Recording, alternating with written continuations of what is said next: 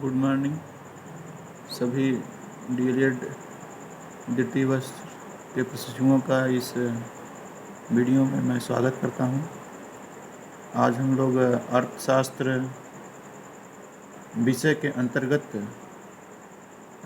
सामाजिक अध्ययन में निर्धारित टॉपिक मुद्रा स्फीति इन्फ्लेशन के संबंध में अध्ययन करेंगे और उनके प्रकारों को जानेंगे।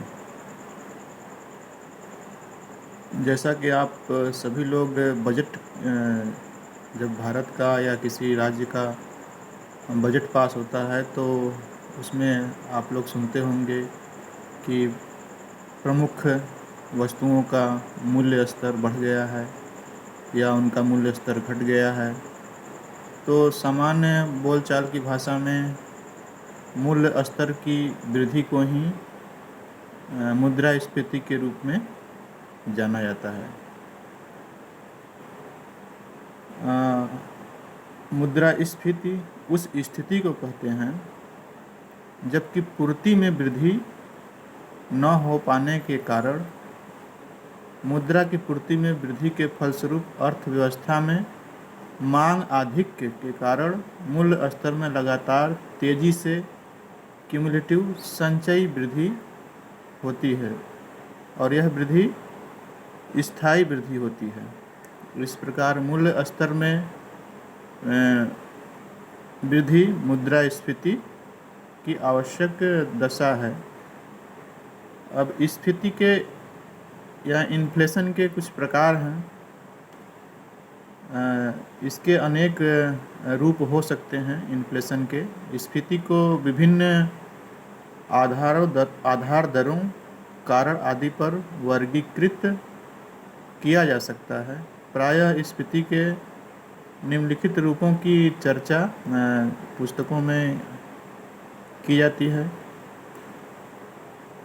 दर के आधार पर अगर इनका वर्गीकरण किया जाए तो इनको 3 प्रकार से विभाजित किया गया है। पहला है रेंगती या नम्र स्फीति, क्रीपिंग और मॉडरेट इन्फ्लेशन इसको कहा जाता है। जब स्फीति की वार्षिक दर एक अंक में होती है अर्थात 1, 2, 3, 4, 5, 6, 7, 8 हो तो इसे नम्र या रेंगती हुई स्फीति या इन्फ्लेशन कहते हैं। इस स्फीति की सबसे प्रमुख विशेषता यह होती है कि इसका पूर्वाभास से किया जा सकता है तथा तदनुसार इस पे नीतियाँ का निर्धारण किया जा सकता है या नीतियों को बनाया जा सकता है। नम्र स्फीति को वांछित पॉजिटिव अप्रोच के रूप में लिया जाता है क्योंकि इससे अधिक क्रियाएं प्रेरित होती हैं तथा यह आर्थिक विकास में सहयोग भी प्रदान करता है। इकोनॉमिक डेवलपमेंट में यह सहयोग प्रदान करता है। दूसरा जो स्फीति है उसको गैलोपिंग इन्फ्लेशन या कूदता इन्फ्लेशन के रूप में जाना जाता है। इस विचारधारा को विकसित करने में सैमुअलसन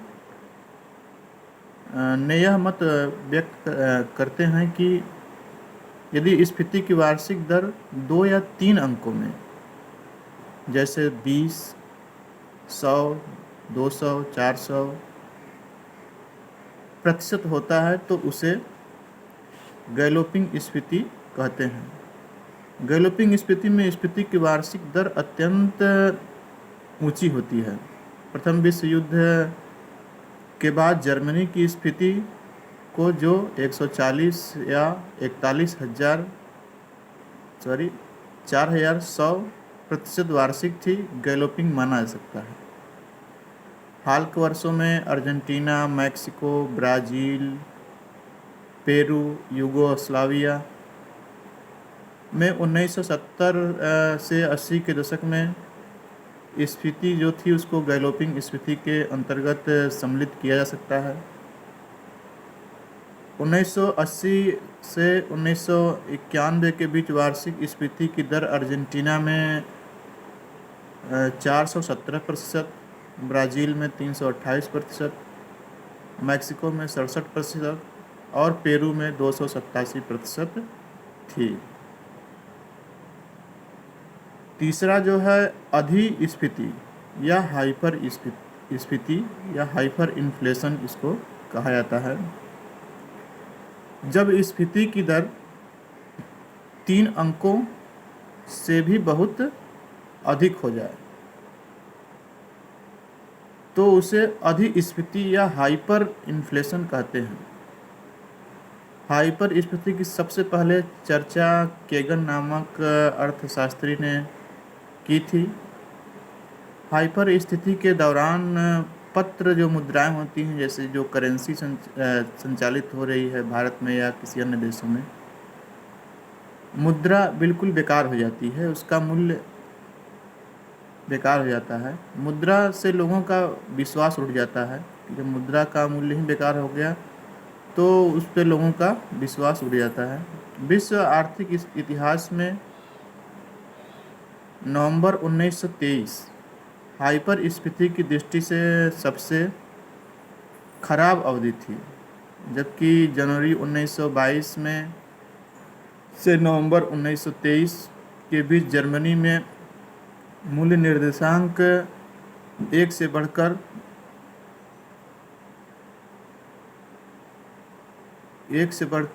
1 करोड़ तक हो गई।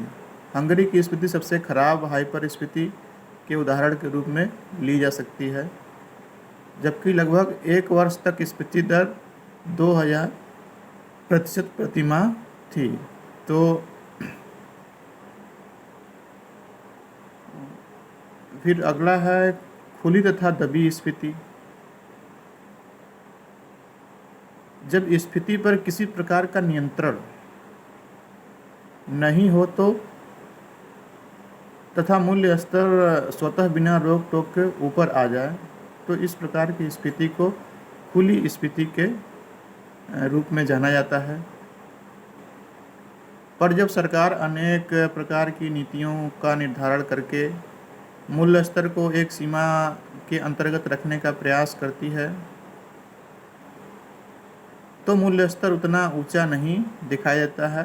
वह वास्तविक रूप में हो तो इस प्रकार की स्फीति को दबी स्फीति कहा जाता है। और नेक्स्ट है आपका मांग प्रेरित स्फीति। जब समग्र पूर्ति की अपेक्षा समग्र मांग को प्रभावित करने वाले कारक अधिक प्रभावी होते हैं तो इस प्रकार मांग पूर्ति से अधिक हो जाती है, तो इसे मांग प्रेरित स्फीति के रूप में जाना जाता है।